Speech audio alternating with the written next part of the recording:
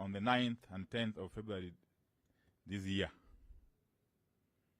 The parliamentary group of Azimio la Umoja One Kenya Coalition Party held a two-day meeting in Machakos County to review the state of the Kenyan nation that is currently characterized by rising frustrations and anger over high cost of living, confusion in education sector, doubts over commitment supporting devolved units, and threats to our multi-party politics, all perpetuated by the UDA administration. After lengthy and incisive deliberations, the parliamentary group resolved as follows. 1. The PG restates the position that the Azimio la Umoja One Kenya Coalition Party does not recognize Dr. William Ruto as the legitimate president of the Republic of Kenya. 2. Azimio reiterates that it will not participate in the reconstitution of the IBC through the formula and process being proposed by the Kenya Kwanza regime. 3. That the Kenya Kwanza administration has put Kenyans in an existential struggle for survival, with the cost of basic necessities becoming untenable. This trend must be resisted and reversed, and Azimio has resolved to provide the leadership needed to achieve this. 4.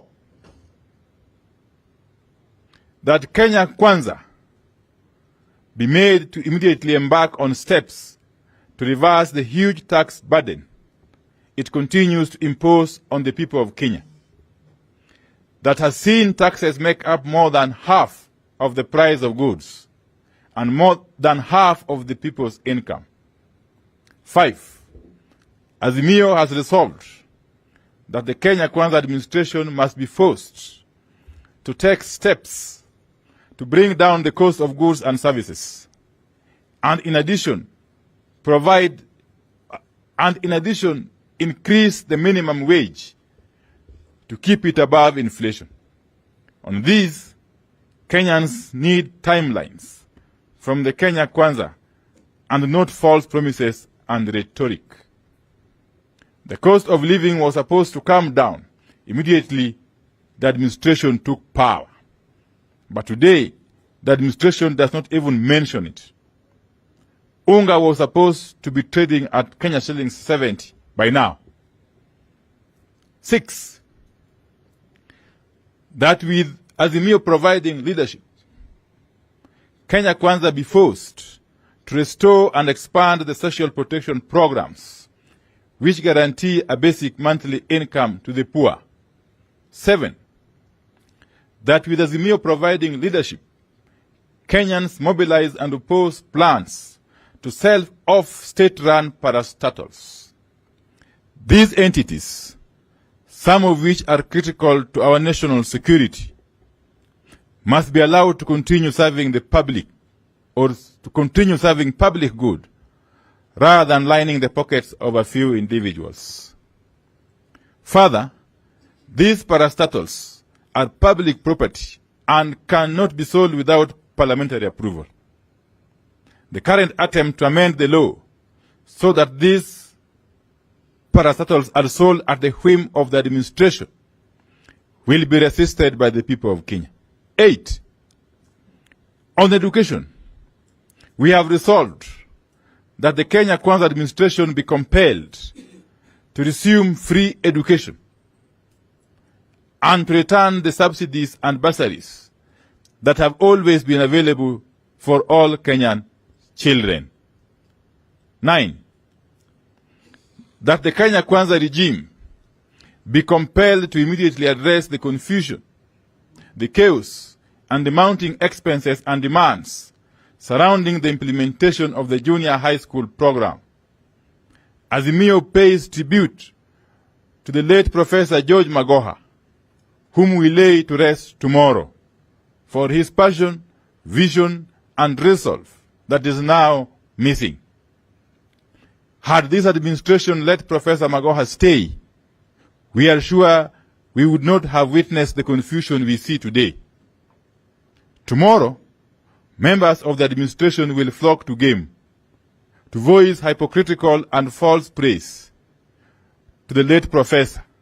Yet they refuse to allow him to finish his work of implanting the new education system, and instead elevated politics above the interests of the children of Kenya.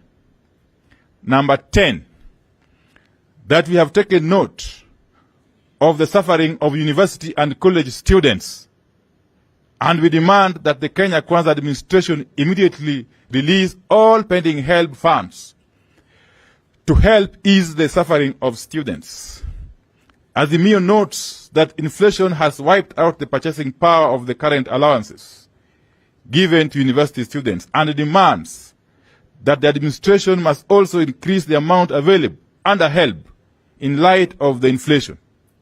In addition, and to end the destitution prevailing in our campuses, Kenya Kwanza administration must be forced to restore the old catering services in all public universities to enable all students access decent meals. Open the kitchens to enable students live in dignity. Number 11, that the Kenya Kwanza administration immediately releases monies to the counties to enable devolved units offer services that are critical to our people at this very difficult time. Azimio supports the formula put up by the Council of Governors. We also support calls for the full transfer of devolved functions, including water, health, and agriculture, among others, to the counties with immediate effect. We note that over 4,000 doctors are currently unemployed, yet Kenyans cannot get the health services they deserve. Kenya Kwanza must immediately make it possible for county governments to employ these doctors as part of the process to achieve universal health care. 12, that the Kenya Kwanza regime must immediately stop all lies and release the NGCDF and NGAF monies to all constituencies to help ease the burden of the people for whom these funds are a lifeline. Severally, the regime has promised to release the monies, but failed to keep its word.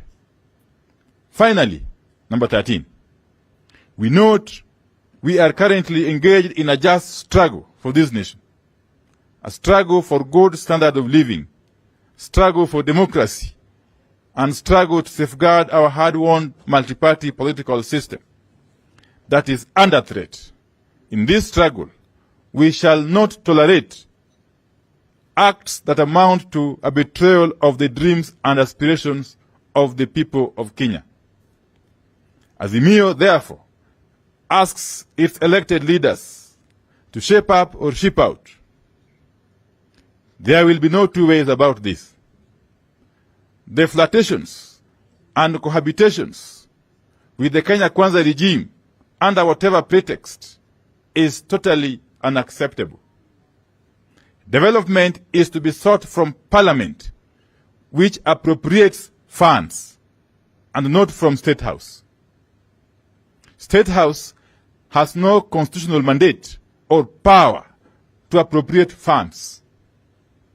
That mandate and power resides in the two houses of Parliament, that is the Senate and the National Assembly. Our people must not succumb to the blackmail, dirty politics, and dirty money being dished out by the regime that is struggling for legitimacy. Thank you. End of statement.